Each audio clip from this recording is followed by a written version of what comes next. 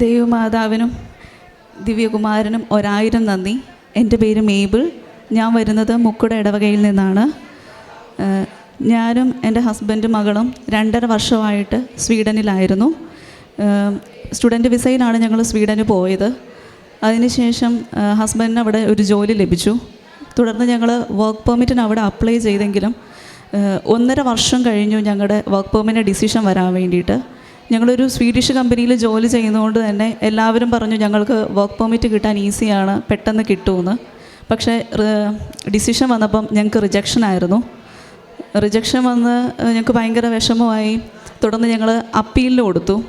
അപ്പീലിന് കൊടുത്താലും എല്ലാവരും പറഞ്ഞു 1.5 വർഷത്തോളം 2 വർഷത്തോളം ഒക്കെ എടുക്കും അതിൻ്റെ ഡിസിഷൻ വരാൻ വേണ്ടിയിടുന്ന്.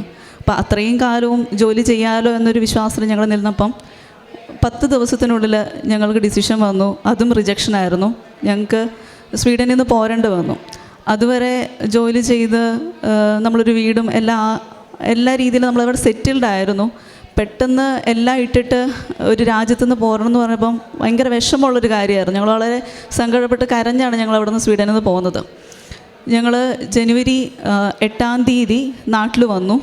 അപ്പം ഞങ്ങളുടെ വിഷമം കണ്ടിട്ട് മമ്മി പറഞ്ഞു, കൃപാസനത്തിൽ പോയി പ്രാർത്ഥിക്ക്, മാതാവിനെ സമർപ്പിച്ച് പ്രാർത്ഥിക്ക്, നിങ്ങളുടെ എല്ലാ വിഷമവും മാതാവ് മാറ്റുമെന്ന്. അങ്ങനെ ഞങ്ങൾ 23-ാം തീയതി ഫെബ്രുവരി 23-ന് കൃപാസനത്തിൽ ഞാനും ഹസ്ബൻഡും കൂടെ വന്ന് പ്രാർത്ഥിച്ച് ഉടമ്പടി എടുത്തു. ഉടമ്പടി എടുത്ത് എല്ലാ ദിവസവും രാവിലെ എഴുന്നേറ്റിരുന്ന് ഞാൻ ഹസ്ബൻഡും കൂടി ഇരുന്ന് പ്രാർത്ഥിക്കും. അതുപോലെ തന്നെ എല്ലാ ദിവസവും രാവിലെ എഴുന്നേറ്റ് ബൈബിൾ വായിച്ചതിന് ശേഷമേ ഞാൻ വേറെ കാര്യങ്ങൾക്ക് പോകാറുള്ളൂ. അങ്ങനെ ഇരുന്നപ്പം ഞങ്ങളുടെ വീട്ടിലെ ഒരു മെയിൻ സോഴ്സ് ഓഫ് ഇൻകം എന്ന് പറയുന്നത് എൻ്റെ ഹസ്ബൻഡാണ്. അപ്പം ഒരു ജോലിയില്ലാതെ ഇരിക്കുമ്പോൾ എങ്ങനെയാണ്, ഒരു ജോലി ഇല്ലല്ലോ അങ്ങനത്തെ ഭയങ്കര വിഷമിച്ചിരിക്കുന്ന സമയത്താണ് അപ്രതീക്ഷിതമായിട്ടൊരു അഡ്വർടൈസ്മെൻറ്റ് പത്രത്തിൽ കണ്ടിട്ട് ഹസ്ബൻഡിനോട് ചോദിച്ചു, ഇതൊന്ന് ജസ്റ്റ് ഒന്ന് അപ്ലൈ ചെയ്ത് നോക്കിയാലോ എന്ന് പറഞ്ഞ് അങ്ങനെ അതിന് അപ്ലൈ ചെയ്ത് അവർ ഇൻ്റർവ്യൂവിന് വിളിച്ചു. അപ്പോൾ ഇൻ്റർവ്യൂവിന് പോകുന്നതിന് മുമ്പ് ഞാൻ പ്രാർത്ഥിച്ച് മാതാവിൻ്റെ ഉടമ്പടി തൈലം പൂശി കൊടുത്ത് ഒരു കുഴപ്പമില്ല പോയിട്ട് വരാൻ പറഞ്ഞു. ഹസ്ബൻഡ് പറഞ്ഞു എനിക്കൊന്നും അറിയില്ല, എന്തായാലും പോയിട്ട് വരാമെന്ന് പറഞ്ഞ് പോയി. പക്ഷേ ദൈവാനുഗ്രഹം എന്ന് പറയട്ടെ, ആ ജോലി ഹസ്ബൻഡിന് കിട്ടി. അത് ഡൽഹിയിലൊരു ഹോസ്പിറ്റലിലായിരുന്നു. അങ്ങനെ ഹസ്ബൻഡ് ഡൽഹിക്ക് പോയി. അപ്പം ഞാൻ പ്രാർത്ഥിച്ച ദൈവമാതാവേ എനിക്കൊരു വഴി കാണിച്ചു തരണം, ഞങ്ങൾക്ക് സാമ്പത്തികമായിട്ട് ഒത്തിരി ബുദ്ധിമുട്ടുകളുള്ള സമയമാണ്, ഹസ്ബൻഡാണ് മെയിൻ സോഴ്സ് ഓഫ് ഇൻകം, പക്ഷേ ഞങ്ങൾക്കൊന്നും ഇല്ലല്ലോ എന്ന് വിചാരിച്ച സമയത്താണ് മാതാവ് ആ ജോലിയിലൂടെ ഞങ്ങളെ അനുഗ്രഹിച്ചു. അതിനുശേഷം നമ്മളിങ്ങനെ പ്രാർത്ഥിച്ചുകൊണ്ടിരുന്നപ്പം എന്ത് ചെയ്യണമെന്നറിയില്ല. അപ്പോൾ ഇങ്ങനെ എല്ലാ ദിവസവും പ്രാർത്ഥിച്ചുകൊണ്ടിരുന്ന സമയത്താണ് സ്വീഡനിൽ നിന്ന് ഞങ്ങളെ ഹസ്ബൻഡിൻ്റെ എംപ്ലോയർ വിളിച്ചിട്ട് പറഞ്ഞു, നമുക്ക് വീണ്ടും ഒന്നും കൂടെ പെർമിറ്റിന് വെച്ച് നോക്കാം, ഇന്ത്യയിൽ നിന്ന് വെച്ച് നോക്കാമെന്ന് പറഞ്ഞു. അങ്ങനെ ഞങ്ങൾ മെയ് 19-ന് വർക്ക് പെർമിറ്റിന് അപ്ലൈ ചെയ്യാൻ വേണ്ടിയിരിക്കും. അപ്പം എനിക്ക് ഭയങ്കര പേടിയായിരുന്നു. കാരണം ഞാൻ എൻ്റെ ഫ്രണ്ട്സിനെയൊക്കെ വിളിച്ച് ചോദിച്ചപ്പോൾ എല്ലാവരും പറഞ്ഞത് ഒരിക്കൽ റിജക്ഷനായ പേപ്പർ വീണ്ടും വെച്ച് കഴിഞ്ഞാൽ ആ ആൾ വെച്ച് കഴിഞ്ഞിട്ടുണ്ടെങ്കിൽ ആ ആപ്ലിക്കേഷൻ റിജക്ഷൻ ആവാവുള്ളൂ, അത് ഗ്രാൻഡ് ആവാനുള്ള ചാൻസ് വളരെ കുറവാണെന്ന് പറഞ്ഞു. അപ്പം ഞാൻ മാതാവിന് വിട്ടുകൊടുത്തു എൻ്റെ എല്ലാ വിഷമങ്ങളും. എന്താണെന്ന് വെച്ചാൽ മാതാവ് എനിക്കത് നിൻ്റെ ആഗ്രഹം പോലെ ഞങ്ങൾ സ്വീഡന് തിരിച്ചു കയറി പോകാൻ ആണെങ്കിൽ മാതാവിനെ നടത്തി തരണം, അല്ലെങ്കിൽ വേണ്ട, നിൻ്റെ ഒരു പദ്ധതി ഉണ്ടല്ലോ അതുപോലെ ഞങ്ങളുടെ ജീവിതത്തിൽ നടക്കട്ടെ എന്ന് പ്രാർത്ഥിച്ച് ഞാൻ ഉടമ്പടി തൈലം പൂശി അതുപോലെ തന്നെ കാശുരൂപം കയ്യിൽ മുറുക്കെ പിടിച്ചാണ് ആപ്ലിക്കേഷൻ ചെയ്തത്. അപ്പം അതിന് മുമ്പ് എല്ലാം പ്രാർത്ഥിച്ച് വിശ്വാസ പ്രമാണം ചൊല്ലി 3 പ്രാവശ്യം വിശ്വാസ പ്രമാണം ചൊല്ലിയാണ് ഞാൻ ആപ്ലിക്കേഷൻ ഫോം ഫില്ല് ചെയ്ത് അത് സബ്മിറ്റ് ചെയ്യുന്ന സമയത്ത് അതിൽ പ്രൂഫ് ഓഫ് ഫണ്ട് ഫാമിലി കൊണ്ടുപോകണമെങ്കിൽ പ്രൂഫ് ഓഫ് ഫണ്ട് കാണിക്കണം എന്നൊരു ഓപ്ഷനുണ്ട്. അപ്പം നമ്മുടെ കയ്യിൽ 10 പൈസ ഇല്ല, എങ്ങനെ പ്രൂഫ് ഓഫ് ഫണ്ട് കാണിക്കും? അപ്പോൾ ഞാൻ ഹസ്ബൻഡോട് ചോദിച്ചു എന്ത് ചെയ്യുക, പ്രൂഫ് ഓഫ് ഫണ്ട് കാണിക്കാൻ നമുക്കൊരു സോഴ്സ് ഇല്ലല്ലോ. അപ്പോൾ ഹസ്ബൻഡ് പറഞ്ഞു എല്ലാ മാതാവിനെ സമർപ്പിക്കുക, മാതാവ് എന്താണെന്ന് വെച്ചാൽ ചെയ്യും, നീ അത് വെക്കണ്ടെന്ന് പറഞ്ഞു. അപ്പോൾ ഞാൻ പ്രൂഫ് ഓഫ് ഫണ്ട് ഒന്നും കാണിക്കാതെ ആപ്ലിക്കേഷൻ സബ്മിറ്റ് ചെയ്തു മെയിൽ. അതിനുശേഷം 2 പ്രാവശ്യം ഞാനിവിടെ വന്ന് ഉടമ്പടി പുതുക്കിയിട്ടുണ്ട്. ഉടമ്പടി പുതുക്കിയിട്ട് പോകുമ്പം എനിക്ക് ഭയങ്കര വിഷമമാണ്. ഞാൻ മാതാവിനോട് പറഞ്ഞിട്ട് മാതാവ് എൻ്റെ കൂടെ വാ, എനിക്കിത് നടത്തിത്താ.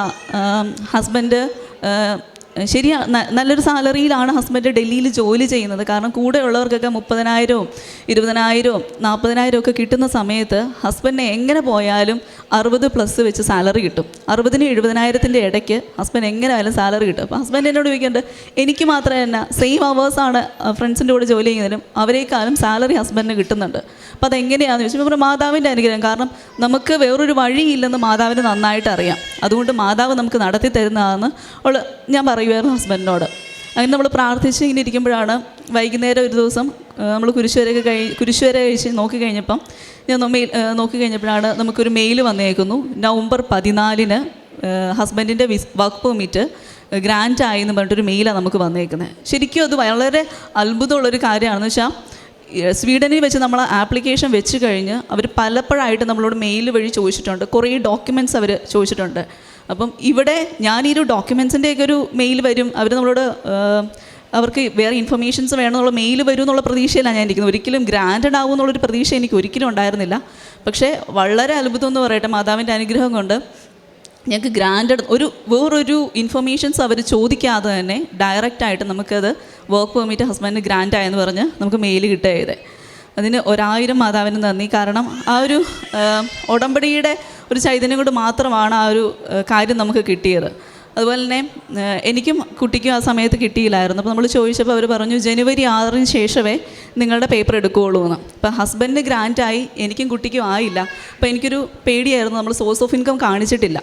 അപ്പം എനിക്കത് മറ്റുള്ളവരോട് പറയാൻ പോലും പേടിയായിരുന്നു. കാരണം പറഞ്ഞാൽ എല്ലാവരും വഴക്ക് പറയും, നിങ്ങൾ എന്തൊരു മണ്ടത്തര കാണിച്ചതെന്ന് ചോദിക്കും. അപ്പം അതും എനിക്ക് ഇങ്ങനെ ഒരു പേടി. ഞാൻ ഹസ്ബൻഡ് ചോദിച്ചു എന്നാ ചെയ്യുന്നത്. ഇപ്പോൾ ഹസ്ബൻഡ് പറഞ്ഞു ദൈവം കാത്തോളും, നീ എന്നാന്ന് ചോദിച്ചു. അപ്പോൾ ഞാൻ എന്നും പ്രാർത്ഥിക്കുമ്പോഴും മധ്യസ്ഥ പ്രാർത്ഥന ചെല്ലുമ്പോഴും ബൈബിൾ വായിക്കുമ്പോഴും ഞാൻ നടക്കുമ്പോഴൊക്കെ ഞാൻ വിശ്വാസപ്രമാണം ചെല്ലിക്കണേ ഞാൻ പറയും, ദൈവമേ കാത്തോണേ, ദൈവമേ കാത്തോണേ, മാതാവേ എന്താന്ന് വെച്ചാൽ നീ നടത്തി തരണേ. ഇത് ആ ഒരു കാരണം കൊണ്ട് പോയാൽ പിന്നെ ഞാൻ എല്ലാവരും പറയില്ലേ, ഞാൻ ആ ഒരു എൻ്റെ ഒരു ശ്രദ്ധക്കേട് കൊണ്ടാണ് അത് സംഭവിച്ചതെന്ന് പറയൂലോ എന്നൊക്കെ ഒരു പേടിയുണ്ട്. ഞാൻ പേടിച്ച് നടക്കുമായിരുന്നു. പക്ഷേ ഒരു കാര്യം അങ്ങനൊരു ഡോക്യുമെൻ്റ് പോലും അവർ ചോദിക്കാതെ ജനുവരി 12 ഞങ്ങൾക്ക് ഡിസിഷൻ വന്നു.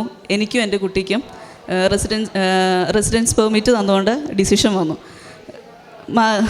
മാതാവിന് 1000 നന്ദി. കാരണം അതൊന്നും നമ്മൾ സ്വീഡനിൽ വെച്ച് ഇപ്പം നമ്മൾ എത്രമാത്രം സ്ട്രഗിൾ ചെയ്തിട്ടുണ്ട് ഓരോ ഡോക്യുമെൻറ്റ്സും വെക്കാമെന്ന് നമുക്ക് നന്നായിട്ട് അറിയാം. പക്ഷേ അങ്ങനെ ഒരു സ്ട്രഗിളും ഞങ്ങൾക്ക് ഫേസ് ചെയ്യേണ്ട വന്നില്ല നാട്ടിൽ വന്നതിന് ശേഷം പെർമിറ്റ് വെച്ചപ്പം. അത് ഉടമ്പടി എടുത്തതിന് ശേഷം ഉണ്ടായ വലിയൊരു അത്ഭുതം മാത്രമാണ്.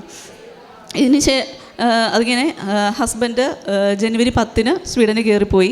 അപ്പം എനിക്കും ഞാനും മോളും 27-ാം തീയതി, അതായത് അടുത്ത ചൊവ്വാഴ്ച സ്വീഡനിൽ കയറി പോകാൻ വേണ്ടി ടിക്കറ്റ് എടുത്തിട്ടിരിക്കുകയാണ്.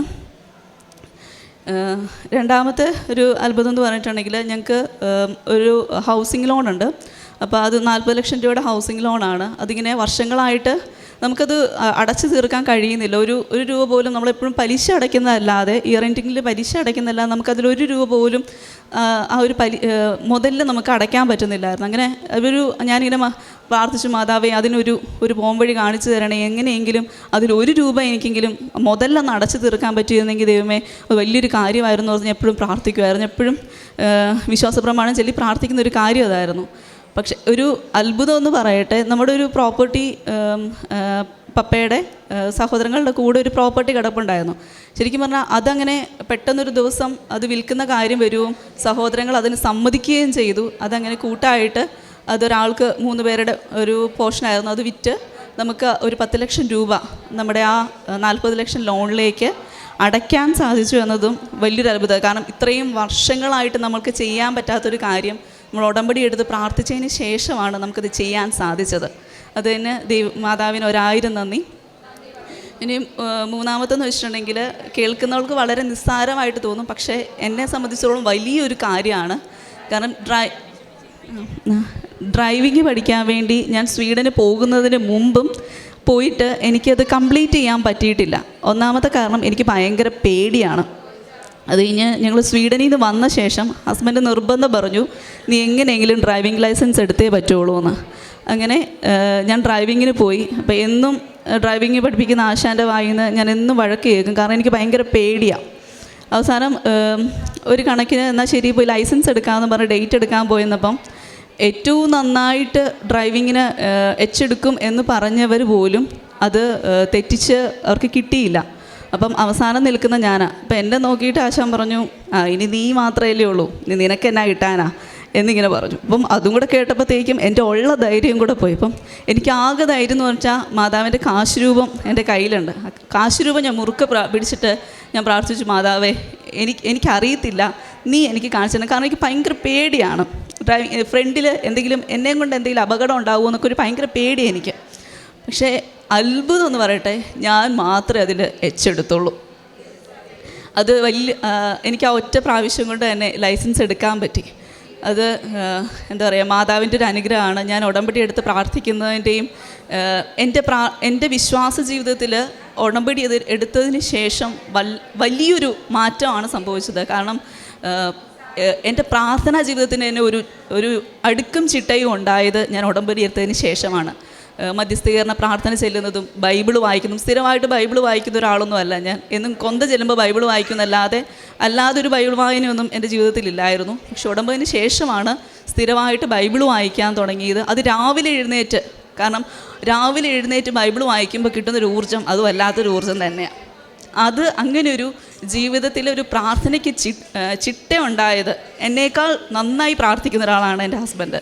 രാവിലെ എഴുന്നേറ്റ് 2-3 കൊന്തയൊക്കെ ചെല്ലുന്നൊരു വ്യക്തിയാണ്. പക്ഷെ അപ്പോൾ ഇപ്പോഴും വിഷമിച്ച് പറയും, എന്ത് നമ്മുടെ ജീവിതത്തിൽ ഇങ്ങനെ നടക്കുന്നു എന്ന് പറയും. പക്ഷേ എനിക്ക് എൻ്റെ ഹസ്ബൻഡിന് ധൈര്യം കൊടുക്കാൻ കഴിഞ്ഞത് എൻ്റെ പ്രാർത്ഥന കൊണ്ടും മാതാവ് എനിക്ക് തന്ന ധൈര്യം കൊണ്ടും മാത്രമാണ്. കാരണം ഹസ്ബൻഡ് എപ്പോഴും പ്രാർത്ഥിച്ചിട്ട് പറയും, ഹസ്ബൻഡ് അത്ര പോലും പ്രാർത്ഥിക്കാത്ത ഒരാളായ ഞാനെങ്ങനെ ഹസ്ബൻഡിനോട് പറയാൻ പറ്റും, പ്രാർത്ഥിക്കുന്ന കാര്യം പറയാൻ പറ്റുമെന്ന് ഞാൻ ആലോചിക്കും. പക്ഷേ അവിടെ പോലും മാതാവ് എനിക്കൊന്നൊരു ധൈര്യമുണ്ട്, എല്ലാം നടത്തി തരും മാതാവ്. നമുക്കൊരു താഴ്ച ഉണ്ടെങ്കിലും ദൈവം അതിന് തീർച്ചയായിട്ടും ഒരു ഉയർച്ച തരും എന്ന വിശ്വാസം എന്നിലുണ്ടായത് ഞാൻ ഉടമ്പടി എടുത്തതിന് ശേഷമാണ്. ഇത്രയേറെ അനുഗ്രഹങ്ങൾ തന്ന മാതാവിനും ദൈവകുമാരനും 1000 നന്ദി. യേശുവേ നന്ദി, യേശുവേ സ്തോത്രം. വിശ്വാസപൂർവമുള്ള വചന വായന അത് ഉടമ്പടി നിബന്ധനകളിൽ 5-ാമതായിട്ട് നമ്മോട് പറയുന്ന കാര്യമാണ്. ഉടമ്പടിയിൽ നാം 6 നിയോഗങ്ങൾ വെക്കുന്നുണ്ട്, അതുപോലെ തന്നെ 6 നിബന്ധനകളുമുണ്ട്. വൈറ്റ് പേപ്പറിൽ നാം നമ്മുടെ നിയോഗങ്ങളാണ് എഴുതുന്നതെങ്കിൽ പച്ച പേപ്പറിൽ നാം ചെയ്യേണ്ട നിബന്ധനകളാണ് പറയുക. ഈ നിബന്ധനകളിൽ വളരെ വചനം വായിച്ച് വചനം വിവേചിച്ചറിഞ്ഞ് ആ വചന വിവേചനത്തോടെ തങ്ങളുടെ ജീവിതത്തിൽ സംഭവിക്കുന്നതൊക്കെ ദൈവേഷ്ടമാണ് എന്ന ഒരു തിരിച്ചറിവിലൂടെ മുമ്പോട്ട് പോകാൻ സാധിക്കുക.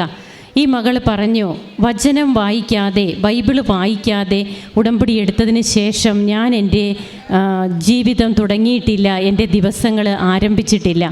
അപ്പോൾ ഈ വചന വായന വളരെയേറെ പ്രാധാന്യം അർഹിക്കുന്നതാണ്. 1/2 മണിക്കൂർ നാം വചനം വായിക്കണം. വചനം വായിച്ച് അത് നമ്മുടെ ജീവിതത്തിലേക്ക് കൊണ്ടുവരുവാൻ സാധിക്കുക എന്നുള്ളത് തന്നെയാണ് ഉടമ്പടിയിലൂടെ ഓരോ മക്കളും ചെയ്യേണ്ടത്. അങ്ങനെ കർത്താവ് അരുൾ ചെയ്ത കാര്യങ്ങൾ നിറവേറുമെന്ന് വിശ്വസിച്ചവൾ ഭാഗ്യവതി എന്നാണ് എലിസബത്ത് അമ്മയെക്കുറിച്ച് പറയുക.